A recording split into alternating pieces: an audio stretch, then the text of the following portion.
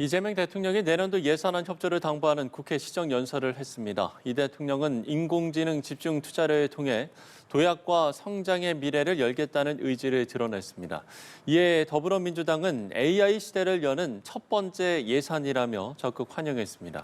반면 국민의힘은 추경호 전 원내대표에 대한 특검의 구속영장 청구는 야당 탄압이라며 시정연설에 불참했습니다. 관련 내용 이동학 전 더불어민주당 최고위원, 손수조 국민의힘 미디어 대변인 두 분과 이야기 나눠보겠습니다. 두 분 어서 오십시오. 안녕하세요. 네. 자, 이재명 대통령이 취임 후 두 번째 국회 시정연설에 나섰습니다.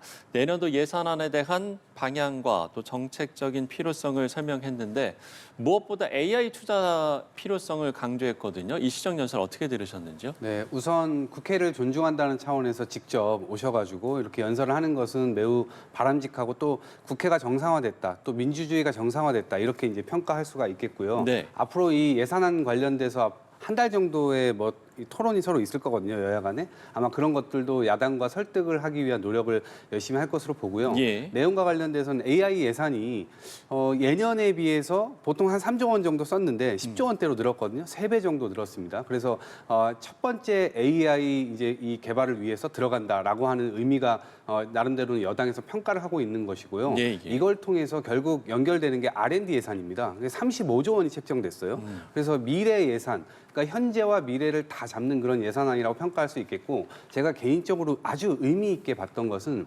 중위소득 자체를 좀 늘리는 거였습니다. 그래서 6%를 상향을 했고요. 이렇게 되면 생계급여 자체가, 그러니까 최저선을 살아가고 있는 우리 국민들께서 최저 생계비가 좀 올라가는 그런 혜택을 또 보실 수가 있거든요. 예. 그래서 이 경제적 격차라든가 이런 것에도 꼼꼼하게 신경 쓴 예산안이 아닌가 싶습니다. 네.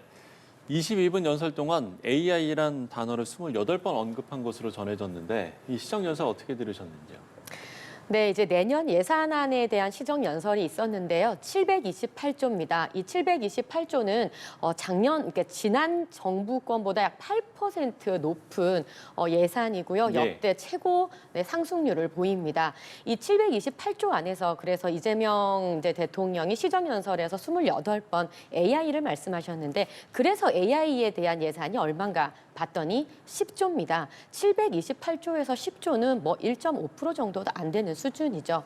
그런데 정작 지역사랑 소비 쿠폰이라든지 이런 현금 살포성 예산은 20조가 넘고요.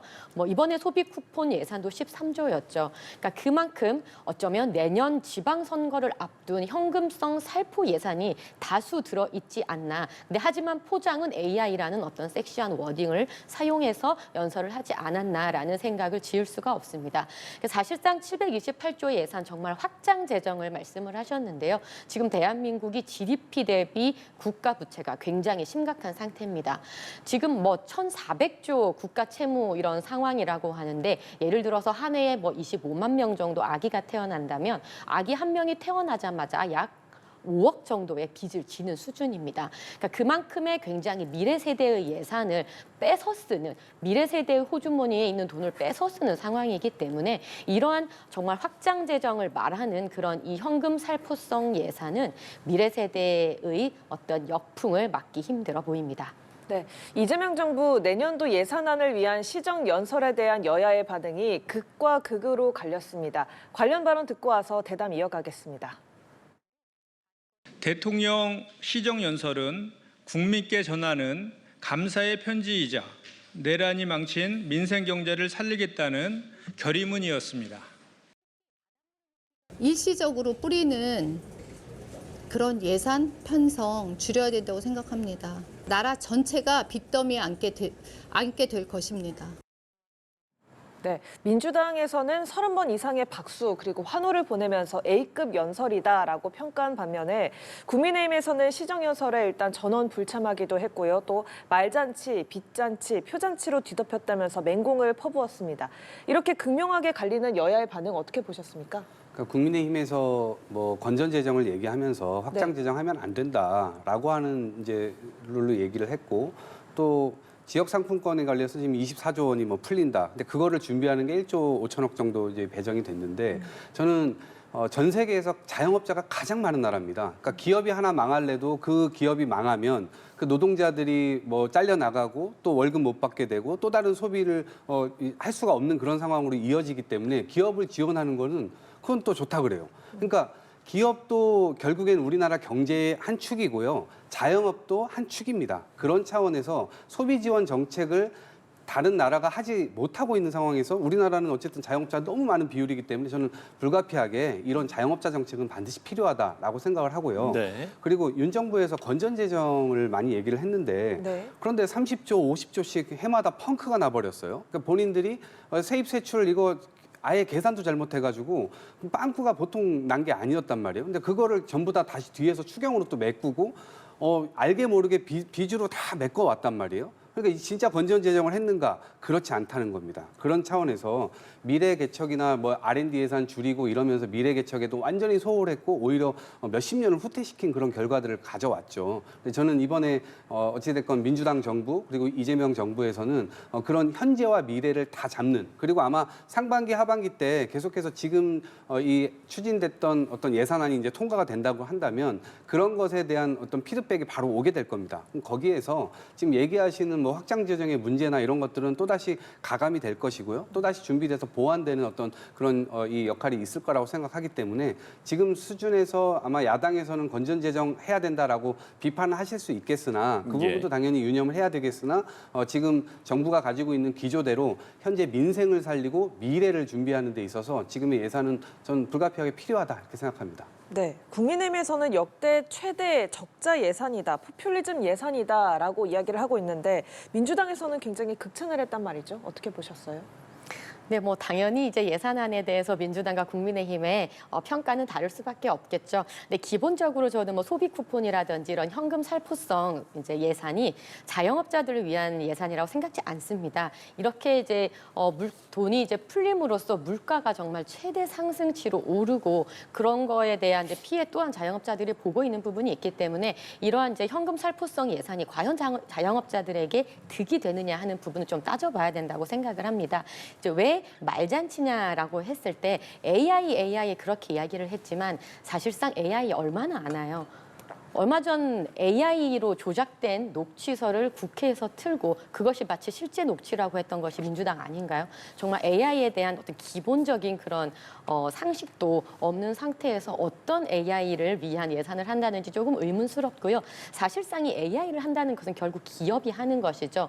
사실 엔비디아에서 26만 개 GPU를 준 것도 사실은 엔비디아가 삼성에 준 것이지 대한민국에 준 것은 아니지 않습니까? 그러니까 결국은 기업을 이렇게 활성화시키는 부분들이 있어야 되는데 또 한편으로 민주당은 뭐 노란봉투법이라든지 중대재해처벌법이라든지 이런 기업을 옥죄는 법은 또 추진을 하고 있단 말이죠. 그래서 이게 앞뒤가 맞지 않다. 그래서 말잔치다. 그리고 이 소비성, 현금성 살포의 예산들이 결국 내년 6월에 있을 지방선거를 앞두고 돈을 푸는 것이 아니냐. 그래서 빚잔치다라는 겁니다.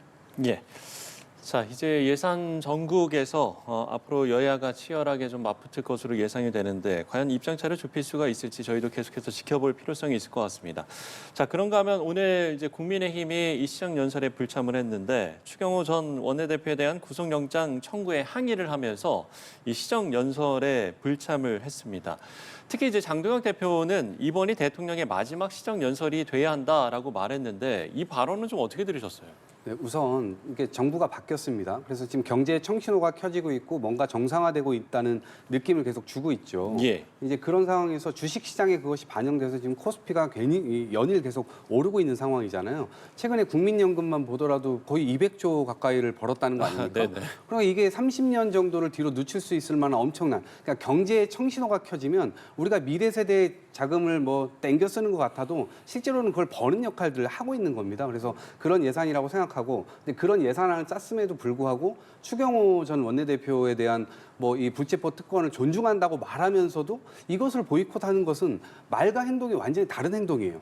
그래서 이 대선을 불복하는 듯한 느낌이 들고 오히려 앞으로 이것이 마지막 시정 연설이 돼야 된다라고 하는 그 함의는 대통령을 앞으로 뭐 탄핵하겠다는 얘기인가?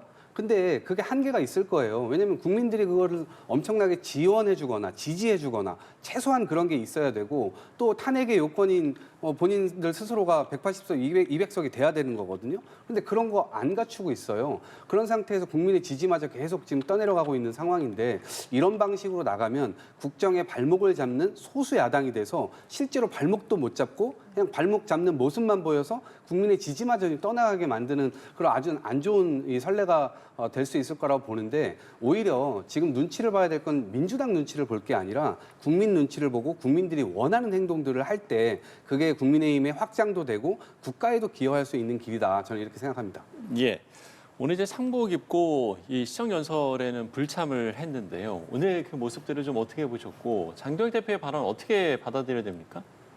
네, 국민의힘은 지금 정말 떠내려가는 대한민국 코를 잡기 위한 정말 좀 상복을 입고 우리가 이제 나서기도 했는데 굉장히 이렇게 이 침울한 심통한 이런 심정으로 나서고 있습니다. 왜냐하면 네. 지금 이재명 정권에서 자행되고 있는 사법 파괴, 뭐 탄핵까지 가지 않아도 돼요. 지은 죄에 대해서만 재판을 받으라는 것이죠. 지금 멈춰 있는 이재명 대통령에 대한 5개 재판에 대해서 빠르게 속개를 하고 헌법 84조를 이야기하면서 재판이 중단되어 있지만 그것이 이제 소출을 하지 못하는 것이지 기존에 진행되는 재판을 하지 말라는 얘기는 아니었으니까요. 지난 대선 때 출구 조사를 봐도 국민의 64%가 진행 중이던 이재명 대통령에 대한 재판은 받으라고 국민이 명령했습니다. 이에 대해서 재판을 받으면 되는 일인데 이거에 대해서 뭐 배임죄를 없앤다든지 대장동 일당들이 모두 중죄를 받았는데 그 대장, 그 설계자는 재판을 안 받는다든지 뭐 대통령 재판에 대해서 중지법을 만든다든지 이런 사법 파괴들이 일어나고 있기 때문에 굉장히 심각하게 보고 있고요.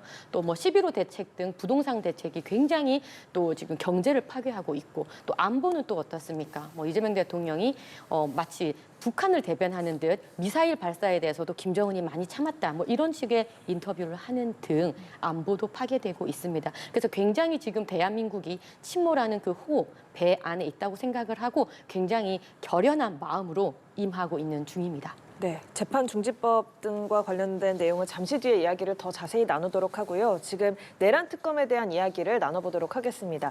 추경호 전 국민의힘 원내대표에 대한 구속영장이 청구가 됐습니다. 계엄 해제 표결 참여를 방해했다라는 혐의인데요. 이 영장 청구서에는 직권남용 혐의까지는 담기지 않았습니다. 어떻게 생각하세요? 그러니까 뭐 직권남용은 제가 볼 때 추가적으로 더 많은 증거들 이런 것들을 확보한 뒤에 네. 아마 다음번에 그런 것들을 좀 추가하지 않을까 공소장에 추가하지 않을까 싶고요.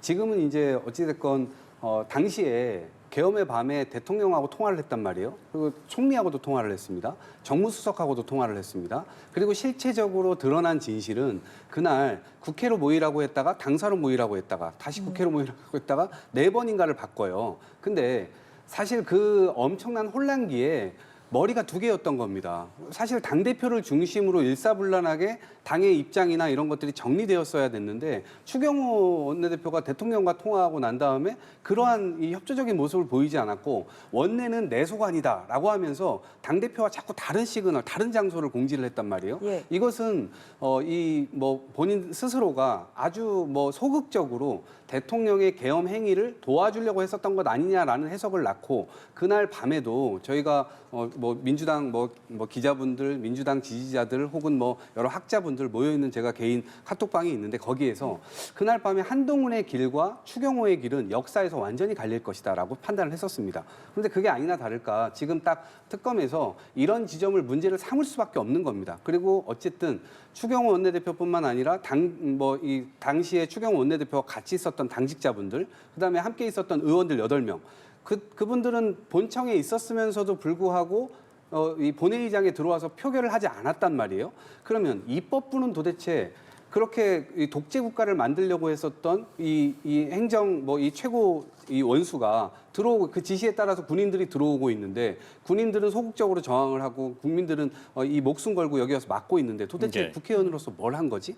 근데 이런 의문점들이 여전히 있기 때문에 국민들께서도 이런 사람을 그냥 넘어가서는 안 된다. 철저히 수사하고 문제가 있다면 당연히 이 재판을 받도록 해야 된다라고 하는 일념에서 지금 특검에서는 영장 청구를 한 것으로 보입니다. 네, 특검에서는 추 전 원내대표가 윤 전 대통령에게 협조 요청을 받고 의총 장소를 변경했다. 그리고 또 포고령 발표 직후에 추 전 원내대표와 대화를 했다. 이런 정황들로 구속영장을 청구를 한 건데 이 상황 어떻게 보고 계세요? 완전히 말도 안 되는 정치적인 이제 행위를 특검이 하고 있다라고 생각을 합니다. 저도 추 대표와 이제 그날의 일에 대해서 이렇게 쭉 한번 이야기를 직접 들은 적이 있는데요. 네. 사실상 뭐 윤 대통령과 모의를 했다, 뭐 이런 게 전혀 지금 말이 안 되는 상황입니다. 그날의 굉장히 혼란스러운 상황 속에서 원내대표께서는 원내대표로서의 그 본연의 일을 한 것뿐입니다. 그 상황 속에서 정말 이 원내대표로서 어떻게 이 상황을 잘 안전하게 우리가 해결할 수 있을지에 대해서 결정을 여러 번 이제 한 것을 두고 이것을 마치 뭐 모의를 했다는 식으로 이야기를 하고 있는데요. 지금 영장 청구서만 보아도 이 가장 핵심이 이제 결국은 권력 남용 아니었습니까? 권력을 남용해서 이렇게 뭔가 모의를 했다는 것인데 결국 이 권력 남용이라는 것이 빠졌습니다. 사실상 윤석열 대통령의 내란 혐의에 있어서도 탄핵 소추안을 올릴 때 결국은 내란이라는 것이 빠졌듯이 지금 모든 것이 안고 빠진 팥빵처럼 핵심이란 처음에 이렇게 드라이브를 걸었던 핵심 단어들이 좀 다 빠지고 있습니다. 얼마나 엉터리로 정치적 공세를 하는지 알 수가 있고요. 지금 이 특검이라는 것이 3대 특검이 이루어지고 있는데 뭐 민주기 특검만 봐도 민중기 특검 본인이 주가 조작을 한 것으로 본인이 지금 특검을 받아야 할 처지 아니겠습니까? 그러니까 이미 특검에 대한 신뢰는 이미 땅바닥에 떨어졌다 이렇게 생각을 하고요. 지금 원래 특검이라는 것은 권력이 없는 야당이 여당을 견제하기 위한 것이 특검인데 지금 무슨 여당이 지금 특검을 이렇게 몰아세우고 있다는 것 자체가 정말 특검 만능주의, 특검의 본연의 역할을 완전히 상실했다고 볼 수 있고요. 결국은 정치적인 이 정권의 장난감밖에 노릇하지 못한다 이렇게 볼 수 있겠습니다. 네, 추 전 원내대표는 불체포 특권 포기하겠다라고 밝혔습니다만 법규상 현직 의원에 대한 체포 동의 절차는 그대로 진행이 될 것으로 보이는데 그럼 결과는 어떻게 예상하세요? 뭐 특검에서 이미 이제 뭐 법무부로 보냈나요? 그리고 이제 국회로 또 넘어오게 돼 있는데 48시간 안에 투표를 해야 됩니다. 예. 이것은 민주당 의원들은 아마도 뭐 지금 국내에 있는 의원들은 모두가 다 참여해서 이거를 찬성표를 던지지 않을까 싶고 다만 국민의힘에서 불체포 특권을 포기할게. 그렇지만 우리는 표결을 안 할 거야. 또다시 이런 방식으로 나오면 약간 국민을 좀 우롱하는 뭐 그런 거 아닐까라는 생각이 들고 본인들 스스로가 떳떳하다고 했으니까 오히려 찬성표를 던지는 것이 오히려 더 국민들 보시기에 더 좋을 것 같다는 생각이 듭니다. 예. 어쨌든 지금 역모를 꾸몄고 군사 쿠데타를 일으켰잖아요. 그걸 가지고 완전히 국회와 선관위를 쳐들어가려고 했고 쳐들어가 실제로 가가지고 영장도 없이 막 핸드폰 뺏고 그랬단 말이에요. 그러니까 그런 지점에 대해서 국민의힘이 사실 이 정도 되면은 뭐 이 여당의 폭거다 혹은 여당에 의해서 특검이 만들어졌고 그 특검이 사실상 민주당이 우리를 공격하기 위한 것이다라고 할 게 아니라 적어도 반성이 있어야 되는 거예요. 근데 그 반성의 토대가 지금 전혀 없이 오히려 윤어게인을 외치고 면회가고 이런 방식으로 지금 구현되고 있기 때문에 헌법의 바깥에서 지금 안으로 들어올 생각조차를 안 하는 이 행동이 계속되면 국민들께서도 이 부분에 대해서는 뭐 정말 내란 정당 이거 해산까지 가야 되는 거 아니냐 이런 여론이 빗받칠 수도 있다 보거든요. 근데 그런 측면에서의 고려를 좀 국민의힘이 좀 해야 되지 않을까 싶습니다. 네, 손 대변인의 발언도 들어보죠. 이것은 완전 독재지요. 아마 이게 이제 지금 불체포 특권이라는 것을 우리는 밥 포기를 하고 네. 그 뒤에 숨지 않겠다 이렇게 떳떳하게 임하고 있습니다. 그럼에도 불구하고 예전에 권성동 대표에게도 사실상 증거인멸의 이유로 체포를 또 했었죠. 그러니까 굉장히 무리하게 특검이 지금 이렇게 자행하는 것들이 결국은 국민들의 저는 역풍을 받을 것이라고 생각을 하고요. 지금 이 특검이 임명된 것이 사실 이재명 정권, 그러니까 이 행정부에 의해서 이루어졌지요. 그리고 입법부도 역시 수적인 우세를 이용해서 굉장히 독재를 하고 있습니다. 그리고 사법부 역시 지금 이렇게 농간을 하면서 사법부까지 소나기에 지려고 하면서 정말 이 삼권 분립이 무너지는 그런 독재의 수순으로 가고 있다고밖에 해석할 수가 없겠습니다. 네. 한편 민주당이 추진에 나선 재판 중지법에 대통령실이 제동을 걸었고 또 당에서는 그래서 추진 하루 만에 철회하는 상황이 빚어졌습니다. 이를 두고서 이른바 명청 갈등설이 다시 수면 위로 떠오르 떠오르자 정청래 대표가 국회에서 이재명 대통령과 만나서 기분 좋은 덕담을 나눴다. 또 이렇게 같이 찍은 투샷 사진을 SNS에 공개를 하면서 진화에 나섰습니다. 이번 해프닝 좀 어떻게 봐야 될까요? 네, 뭐 명청 갈등 이런 것은 아마 호사가들이 하는 이야기거나 국민의힘에서 의도적으로 약간 뭐 프레임을 좀 씌우기 위해 한 얘기가 아닌가 싶은데 이 국회 국감에서 서울고등법원장을 상대로 해서 국민의힘 의원이 질문을 했잖아요. 왜 대통령 재판 5개 멈춰 있는데 이거 왜 진행 안 하냐, 진행할 수 있는 거냐. 근데 이론적으로는 가능하다라는 답변이 나오니까 민주당은 민주당으로서 야 이게 헌법 84조를 또 위헌을 하려고 하네. 생각해 보세요. 고등법원으로 이게 그 선거법 사건이 저희 대통령 선거 직전에 넘어갔잖아요. 네. 근데 그 고등법원에서 이거를 중지시켰단 말이에요. 중지를 시켰잖아요. 네. 중지시켰을 때 이 이유가 뭔지 아세요? 들었던 근거가 헌법 84조입니다. 근데 이제 와서 그걸 할 수 있다고요? 헌법 84조 때문에 중지시킨다고 했었으면서 어떻게 이제 와서 또 말이 바뀌죠? 그럼 말이 안 되는 거였잖아요, 애초에. 본인들도 인정을 하고 있는 부분인데 본인들이 까먹었던 거예요. 그러니까 본인들 스스로가 이 자가당착에 빠지는 이 결과를 낳게 됐고 민주당으로서는 이 부분에 대해서 왜 자꾸 혼란스러운 얘기들을 하냐.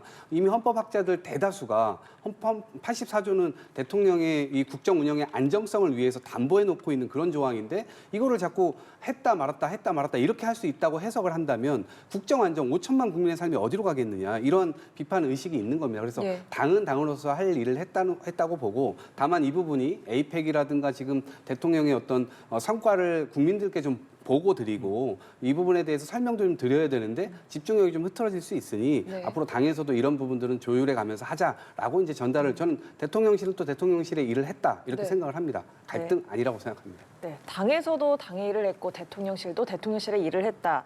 일단은 또 여당에서 대통령과 분위기 좋다라고 얘기를 하면서 좀 봉합된 모양새인데 또 일각에서는 이걸 두고 뭐 대통령실을 경고한 거다 아니다 좀 다양한 해석 나왔던 것 같습니다. 명청 갈등은 실제한다고 생각을 합니다. 정말 사이가 좋다면 굳이 이렇게 사이가 좋았다고 사진 찍어서 올릴 필요가 있었을까요? 오히려 그것이 그 사진이 반증을 하는 것 아닌가 생각이 듭니다. 실제로 여러 가지 이제 이야기를 제가 또 들어보면 굉장히 대통령실과 민주당 사이에 굉장히 험악한 분위기가 연출됐다고 합니다. 그러니까 사실 저도 어떻게 이 대통령 재판 중지법을 이렇게 추진할 수 있을까 정무 감각이 너무 없지 않나라는 생각을 했어요. 어쩌면 이제 에이펙이 한참 진행되던 가운데 대장동 일당의 이제 그 법정 구속에 이르는 이제 중형이 이제 처해졌죠. 그러면서 많은 사람들이 그렇다면 이 대장동의 설계자가 누구냐, 대장동 이 범죄의 대장이 누구냐 이런 이야기를 하면서 굉장히 이재명 대통령 당시 성남시장에 대한 처벌을 많이 이제 신경을 썼었는데 그 와중에 급하게 민주당에서는 대통령 재판 중지법을 이번 달 내에 추진하겠다 이렇게 하니까 오히려 민주당이 너무 이제 일명 쉴드를 치는 게 아니냐 이렇게 생각을 하지 않았겠습니까? 그런 것을 보고 대통령실 입장에서는 오히려 아니 지금 에이펙의 성과를 이제 많이 홍보하기도 바빠 죽겠는데 갑자기 오히려 이런 정무 감각 꽝인 이런 이제 얘기가 나오니까 당황했던 것 같습니다. 그래서 어떻게 보면 이러한 모든 불협 화음이 결국 명청 갈등의 실존을 방증하고 있다 생각합니다. 예, 알겠습니다. 명청 갈등이 실제한다 아니다 두 분의 의견도 좀 갈리고 있는데요. 이 재판 중지법 철회 후폭풍이 여전한 상황입니다. 여야 발언 듣고 오시죠. 지도부 차원에서 논의되었던 문제가 아니었거든요. 사실 에이펙 성과를 홍보하는 게 이제 당의 기조였는데 이재명 대통령이 자신의 재판 중지를 여당과 상의했다면 그야말로 무법자 1인이 헌정을 흔드는 블랙 코미디입니다. 네, 여야의 목소리도 듣고 왔습니다. 두 분께 좀 짧게 평론을 좀 들어봐야 될 것 같은데 일단 민주당은 이 당의 기조가 에이펙 정상회의 성과를 홍보하는 게 당의 기조였다 이제 이런 거였잖아요. 네. 근데 이제 대변인께서 이 부분에 대해서 국감에서 얘기가 나오고 그 여진이 이어지다 보니까 그 부분을 이제 설명했던 과정에서 마치 당 전체가 이거를 당론화해가지고 추진하는 것처럼 이제 비춰졌습니다. 네. 이제 그러한 측면들은 저는 좀 앞으로는 유의할 필요가 있다고 생각합니다. 그리고 대통령실과도 어떤 것들을 국민들 앞에 보여줄 것인지 아니면 당은 그 국정을 뒷받침하기 위해서 어떤 역할을 할 것인지에 대해서 조금 더 면밀하게 왜냐하면 저는 갈등이 아니라고 보지만 예. 보시는 국민 국민들께서 자꾸 민주당과 대통령실이 삐걱삐걱 거리네? 라고 이제 비춰지게 되면 그것조차도 사실은 리스크 관리 안에 들어와 있어야 되는 거거든요. 이제 그런 차원에서 좀 더 조율을 좀 면밀하게 하면 어떨까 싶습니다. 예, 국민의힘은 피고인과 재판중지법을 조율하는 건 입법 쿠데타 이렇게 이제 강하게 반발하고 있는 상황인데 여야 관련 목소리 어떻게 들으셨는지 짧게 평론 듣겠습니다. 네, 명천 갈등에 대한 여러 가지 이슈들이 있었죠. 뭐 김현지 실장 건도 있었고 여러 가지가 있었지만 지금 이번에 이재명 대통령이 직접 이렇게 따로 한번 만나자 그래서 25분간 이렇게 회담을 따로 했다는 것 아닙니까? 네. 그만큼 이재명 대통령의 재판 문제는 핵심 중에 핵심입니다. 그래서 이 건을 건들면 이재명 대통령이 가만히 있지 않겠다 이런 신호를 준 것 같아요. 그러니까 나를 정치에 끌어들이지 마라 이렇게 얘기를 하는 건데요. 그것도 그럴 것이 이제 정청래 대표가 이 대통령 재판 중지법을 이야기하면서 국정안정법이다 이렇게 부르겠다라고 했어요. 그랬을 때 국민의힘은 그렇다면 우리는 이재명 유죄 자백법으로 부르겠다 뭐 이러면서 또 핑퐁 이루어졌었는데 그만큼 대통령의 재판에 대해서는 이야기하고 싶지 않다는 게 이재명 대통령의 생각인 것 같습니다. 네, 알겠습니다. 오늘 이야기 여기까지 나누도록 하겠습니다. 지금까지 이동학 전 더불어민주당 최고위원, 손수조 국민의힘 미디어 대변인 두 분과 함께했습니다. 오늘 말씀 고맙습니다. 고맙습니다.